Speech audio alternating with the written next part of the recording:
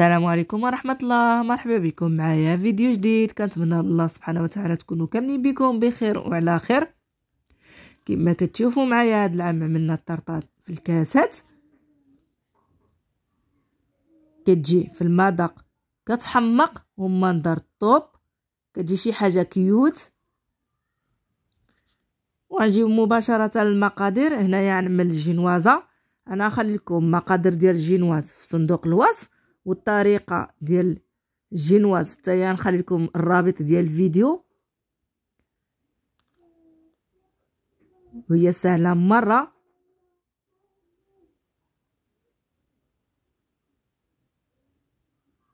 صراحه الجينوازه كتجي خفيفه، ومن الاحسن نعدلوها بنهار قبل.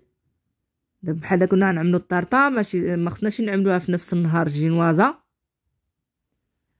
هنايا عندي العقده ديال الليمون اولا النكهه ديال الليمون،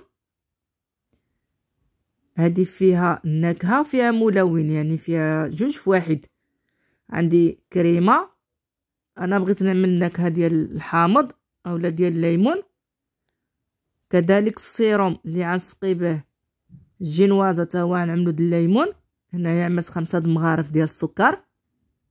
السكر يمكن لك تنقص يمكن لك تزيد على حسب الذوق، على حسب اللي بغيتي نتينا. بغيتيها ناقصه السكر كتنقص، بغيتيها زايده الحلاوه كتعملها زايده الحلاوه. هنايا زدت تقريبا كاس ديال الماء مع 5 مغارف ديال السكر. هذه الحامضه اللي كنت حكيت لها قشور باش عملتها في الجينوازه. وكنرجعوها تغلى فوق بوطه كما كتشوفوا. وهنايا الكريمه ديالي طلعتها، وعندي هاد الكيسان هادو اللي كيتستعملوا مره واحده وكيتسيبوا. وعندي القطاعات باش كنقطع الحجم اللي بغيت، حيتاش معروفين هاد الكيسان كيديو الحجم الصغير متوسط، هما تينا كتعمر وما كيزيدوا يوسعوا، ما كيديوش نفس الحجم باش نقطع. هنا كنحسب شحال الكيسان عندي باش نقدر نقطع الدوائر. كنقطع دائما من الكبير للصغير. انا هنايا بديت بالصغير،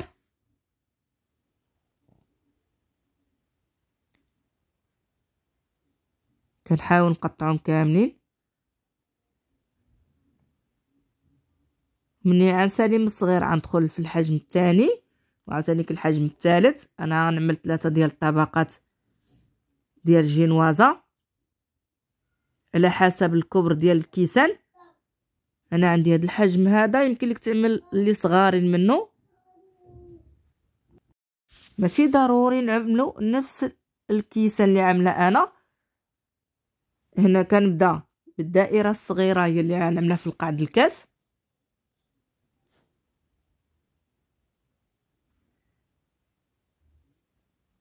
وهنايا جبت البوش اولا جيب الحلواني، كنعمر فيه كريمه اللي خدمتها بالمذاق ديال الليمون.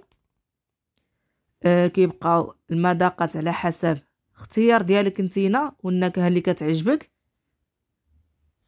يمكن لك تعملوا مذاق ديال القهوه ديال الشوكولات كما بغيتي نتينا كتعمل.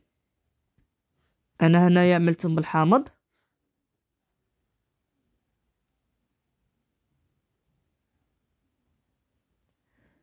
بما انني غنعمرهم غير في الكيسان ما عملتش ديك الراس ديال البوش اللي منقوش، هذه غنقطع غير الراس عادي غير باش يسهل عليا الخدمه في الكيسان وصافي.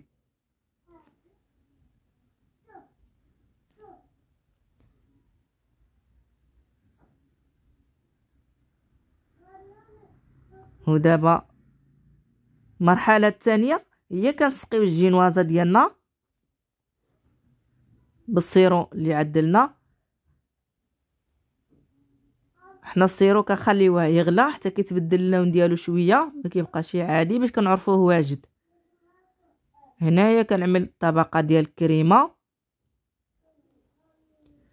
الطبقه الثانيه غنرش فوق منه اللوز محمر. دائما كيبقى اختياري الطبقه الثانيه. ودابا الطبقه الثالثه انا ما بغيتش نعمل المراحل كاملين حيت نفس المرحله كتعاود. هنا المرحله الاخيره كنفينيو الوجه ديال الكيسان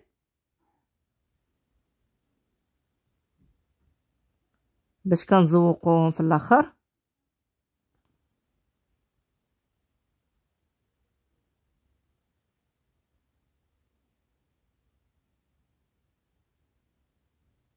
وهنا ساليت فينيسيون ديالهم.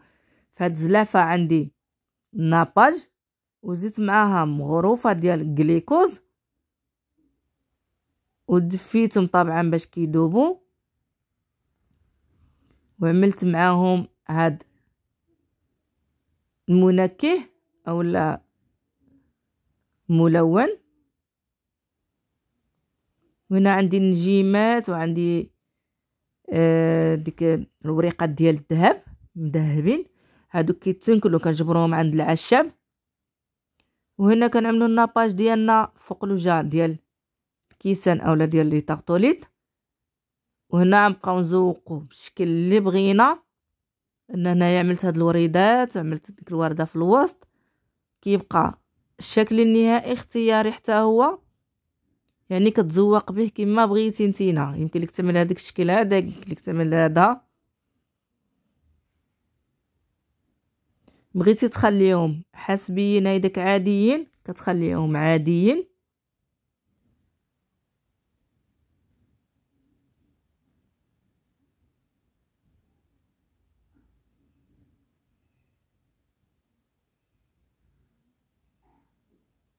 وهذا هو الشكل النهائي ديال الكاسات ديالي اولا ديال الكيسان من بعد ما ساليتهم بالزواق.